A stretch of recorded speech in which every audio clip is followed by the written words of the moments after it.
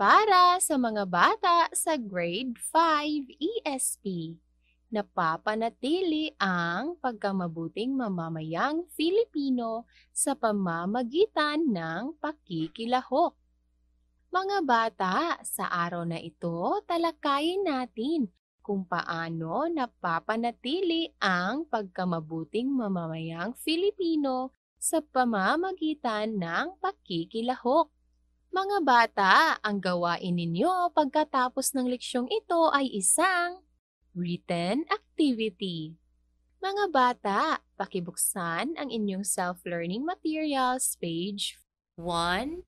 Kahapon natalakay natin na ang pagiging mabuting mamamayang Filipino ay pagpapakita ng pagmamahal sa bansa. Ipinapahayag natin ang pagmamahal sa bansa sa paggamit ng ating mga kakayahan at pagtupad sa mga tradisyong nakagisnan. Ang pakikisama sa kapwa ay isa sa pinakaimportanteng kaugalian ng mga Filipino.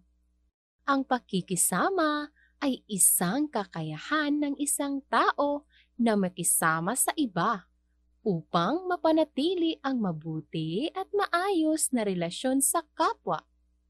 Ito ay nagpapahiwatig ng pagtanggap ng isa sa isang lipunan.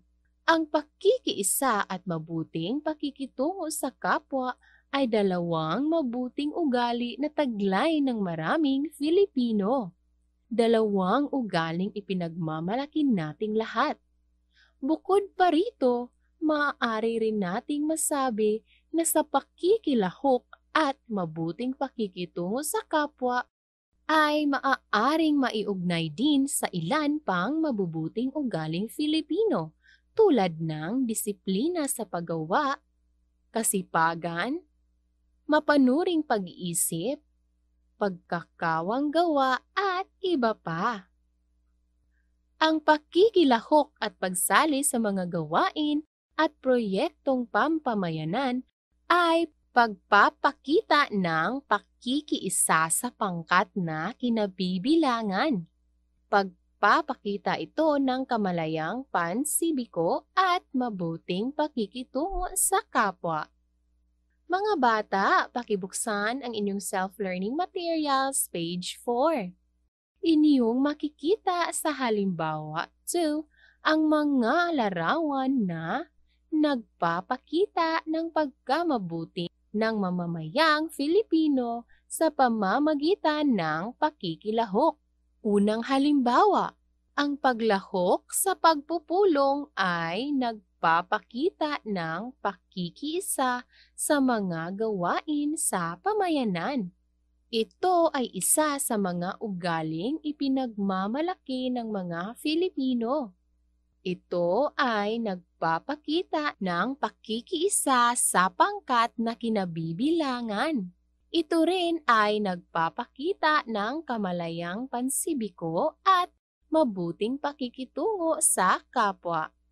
Pangalawa, ang pakikiisa sa gawain sa lipunan gaya ng paglilinis sa dalampasigan ay isa sa mga ugaling ipinagmamalaki ng mga Filipino. Ito ay nagpapakita ng pakikiisa sa mga proyekto ng lipunan. Ang paglahok ay nagpapakita ng kamalayang pansibiko. Para sa pangatlong halimbawa, pakibuksan ang inyong self-learning materials, page 5. Ang pagtulong sa mga nasalanta ng bagyo ay isa sa mga gawaing nagpapakita ng pakikilahok sa lipunan. Ito ay isa sa mga ugaling ipinagmamalaki ng mga Filipino. Ito ay nagpapakita ng pakikiisa at kamalayang pansibiko. Mga bata, ngayon para sa inyong gawain, basahin ang bawat sitwasyon. Lagyan ng check ang patlang kung ang sitwasyon ay nakapagpapakita ng pagkamabuting mamamayang Filipino sa pamamagitan ng pakikilahok at X kung hindi. Halimbawa sa gawain number 1, Ang sitwasyon ay tumulong ako sa mga nasalanta ng bagyo sa pamamagitan ng pagbibigay ng mga damit at laruan. Sa pamamagitan ng pagbibigay ng mga pagkain, damit at laruan. Mga bata, ang sitwasyon na ito ay nakapagpapakita ng pagkamabuting mamamayang Filipino sa pamamagitan ng pakikilahok.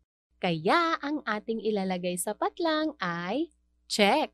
Ngayon mga bata, oras na para gawin ninyo ang inyong gawain.